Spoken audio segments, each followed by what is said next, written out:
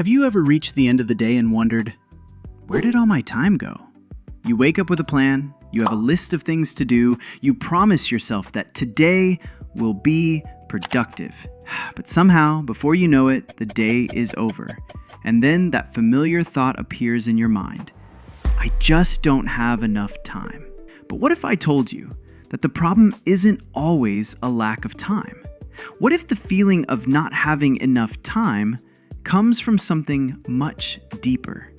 Today, we're going to explore why so many people feel like they're constantly running out of time, even though everyone gets the exact same 24 hours each day. And to understand this, let's follow the story of a man named Bob.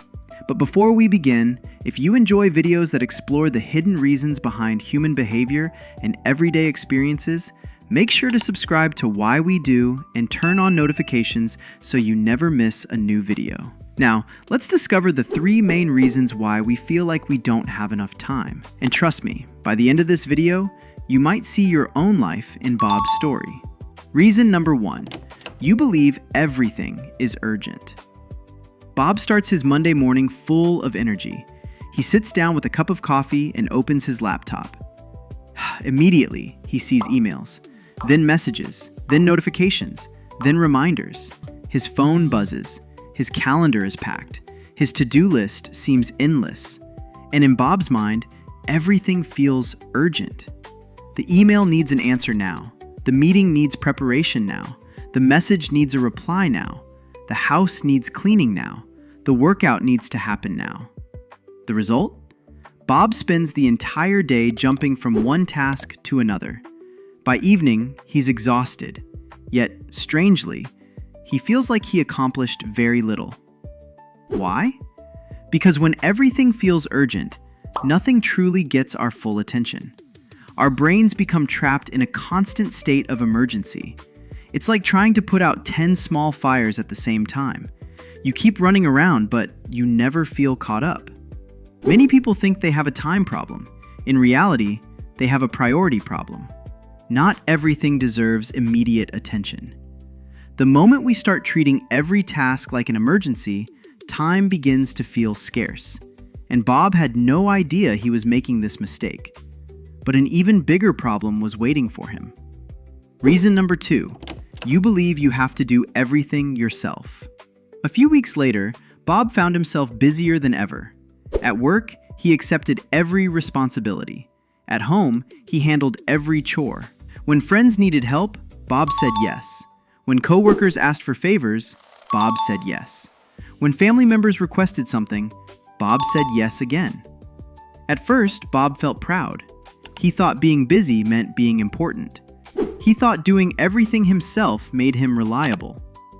But over time, something changed. He became stressed, tired, overwhelmed, and constantly short on time. One evening, Bob sat alone wondering why life felt so difficult. Then, he realized something. He wasn't carrying only his own responsibilities. He was carrying everyone else's too. Many of us do exactly what Bob did. We convince ourselves that we must handle everything. We fear saying no. We fear disappointing people. We fear losing control. So we keep adding more and more to our plates. Eventually, the weight becomes too much. The truth is, every time you say yes to something, you're saying no to something else.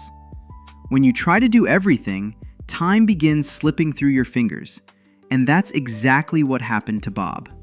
But there was still one final reason behind his constant feeling of never having enough time. And this one might be the most powerful of all. Reason number 3, you believe everything must be perfect. One day, Bob was working on an important presentation.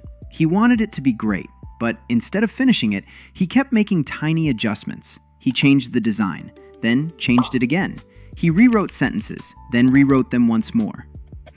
Hours passed. The presentation became slightly better, but it consumed far more time than necessary. And this wasn't just happening at work. Bob did the same thing in many areas of life. He waited for the perfect moment to start exercising, the perfect moment to learn a skill, the perfect moment to pursue his goals.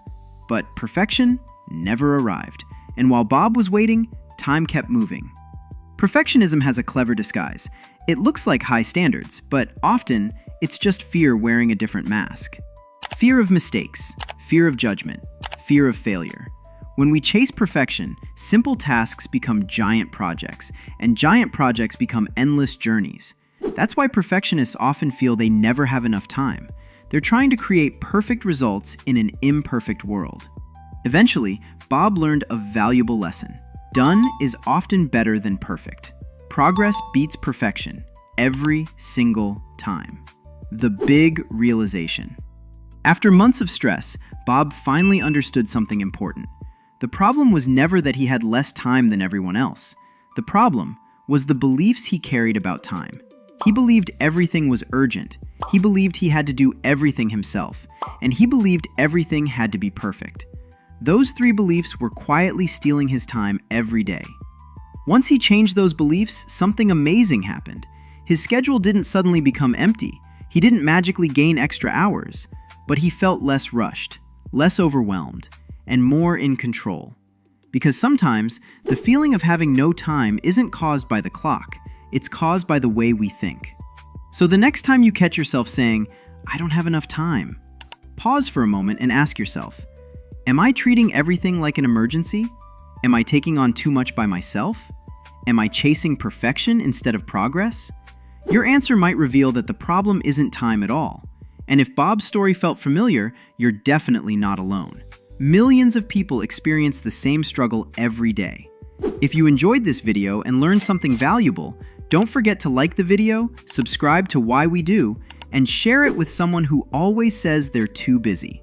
Thanks for watching. And remember, understanding why we do things is often the first step toward changing them. See you in the next video.